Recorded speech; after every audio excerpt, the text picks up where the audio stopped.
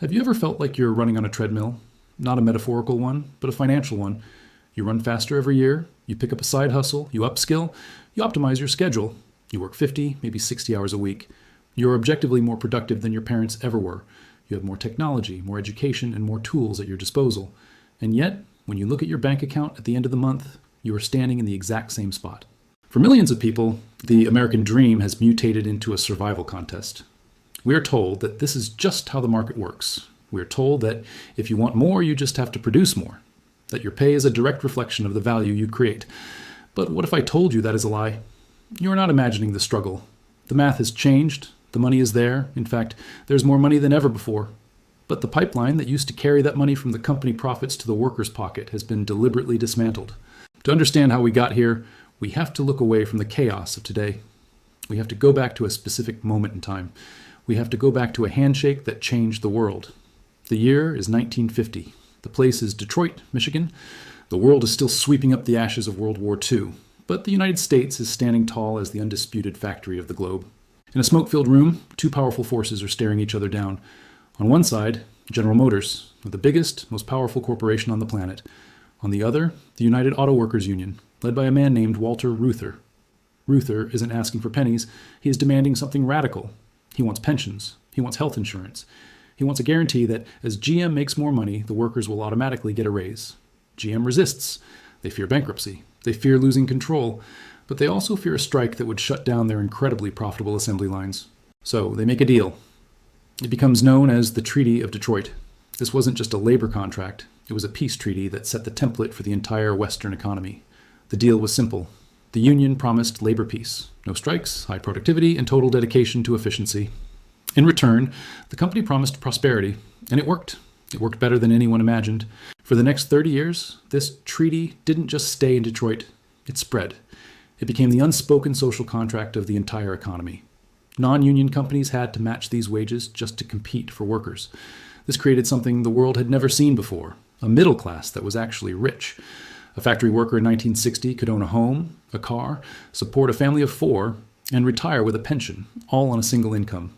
This wasn't because houses were cheap. It was because labor was valued. And here's the part that sounds impossible today. The government made sure the wealth stayed at the bottom. Under President Dwight D. Eisenhower, a Republican, the top marginal tax rate for the wealthiest Americans was 91%. Let me repeat that, 91%. If you made a fortune, you gave most of it back to the society that helped you make it. This incentivized companies not to hoard cash for executives, but to reinvest it in the company and the workers. We don't have to guess about this. We have the receipt. If you look at the data from the Economic Policy Institute starting in 1948, you see a phenomenon that economists call the Great Compression. But I prefer to call it the golden lines. Imagine a graph. One line represents productivity, how much value the average worker creates in an hour. The other line represents hourly compensation, how much that worker is paid.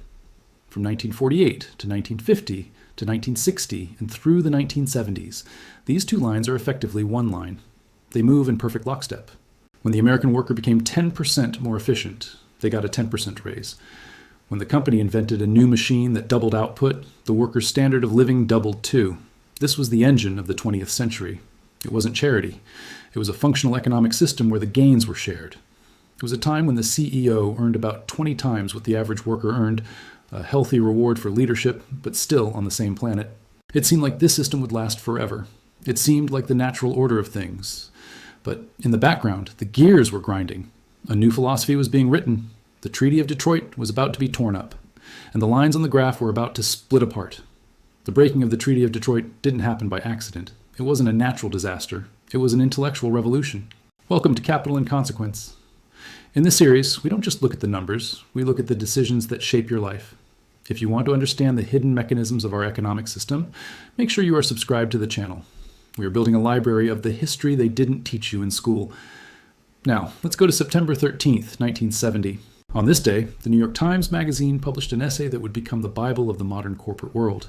It was written by Milton Friedman, the most famous economist of his era. The title was Blunt. The social responsibility of business is to increase its profits. Friedman argued that the old way, the way of the Treaty of Detroit, where companies cared about workers and communities, was actually subversive. He argued that a CEO who gave a raise to workers instead of giving that money to shareholders was effectively stealing. He distilled the entire purpose of capitalism down to one single metric: shareholder value. At the time, it was a radical idea. But in the high inflation chaos of the 1970s, Wall Street was looking for a new religion. Friedman gave them one. But a philosophy is just words on paper until someone puts it into action. Friedman was the architect, but he needed a general. Enter Jack Welch. In 1981, Welch became the CEO of General Electric. At the time, GE was the quintessential American company, stable, loyal, and paternal. It made light bulbs and jet engines. It took care of its people. Welch took a sledgehammer to that legacy. He was nicknamed Neutron Jack, like the neutron bomb, which was designed to kill people but leave buildings standing. Welch fired over 100,000 employees in his first few years. He didn't do this because GE was losing money. He did it because they weren't making enough money for the shareholders. He famously said, "Fix it, close it, or sell it." If a division wasn't number 1 or 2 in its market, he gutted it. He changed the culture of corporate America overnight. The goal was no longer to build a great product or a great team. The goal was to make the stock price go up every quarter, by any means necessary. But how do you keep the stock price going up forever, even when you aren't selling more products? You need a trick. This is a detail most documentaries miss, but here at Capital and Consequence, we dig deeper. In 1982, the Reagan administration made a subtle change to the rules of the Securities and Exchange Commission, specifically Rule 10b-18. Before 1982, if a company bought its own stock to artificially inflate the price, it was considered market manipulation. It was illegal. It could send you to prison. But in 1982, under the banner of deregulation, Rule 10b-18 created a safe harbor. Suddenly, stock buybacks were legal. The floodgates opened. Companies stopped spending their profits on R&D. They stopped spending their profits on wages. Instead, they took that cash and used it to buy their own shares on the open market. This reduced the number of available shares, which automatically drove the price of the remaining shares up. It was a magic trick. Executives could now strip mine the value of the company to boost the stock price, and since their own bonuses were tied to that stock price, they became unimaginably rich in the process. This brings us back to our graph, the golden lines. If you're finding value in this breakdown, please hit the like button. It helps us get this information to more people who are wondering why the system feels rigged. We are back at 1980. The philosophy has changed. The laws have changed. And now the lines change. Watch the green line, the workers' pay. It hits a ceiling. It flattens out. The unions are being crushed, so the workers can't demand a raise. The threat of outsourcing is looming, so they are afraid to speak up. Now watch the blue line, productivity. The computers are arriving. The internet is coming. The American worker is becoming more efficient than any human being in history. They are generating massive amounts of wealth, but the connection is severed. The blue line goes up to the moon. The green line stays on the ground. The gap between them is the money that should have been yours. It is the down payment on the house you can't afford. It is the pension you don't have. It is the savings account that is empty. That money didn't vanish. It was transferred. So what does it actually mean to live inside the gap? To live in the space between the blue line and the green line?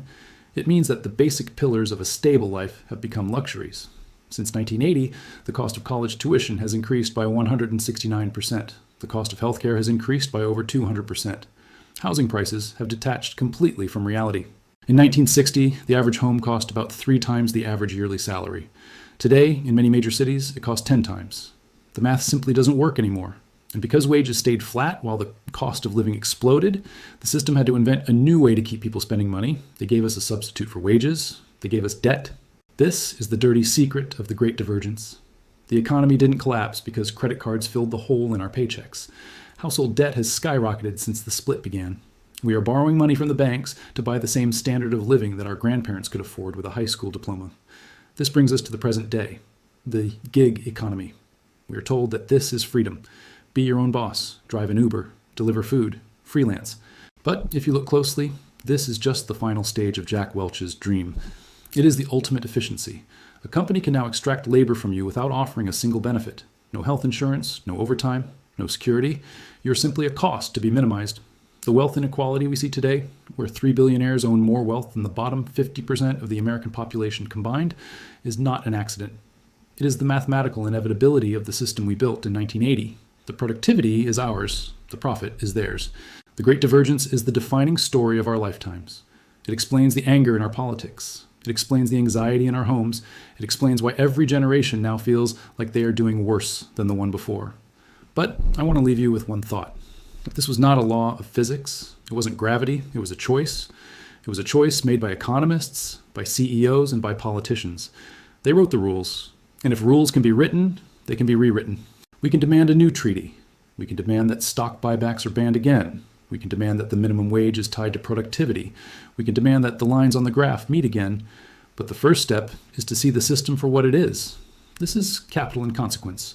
If you want to join us as we explore the asset economy and the housing crisis in our next documentary, make sure you are subscribed. The only way to win the game is to understand the rules. Thanks for watching. I'll see you in the next one.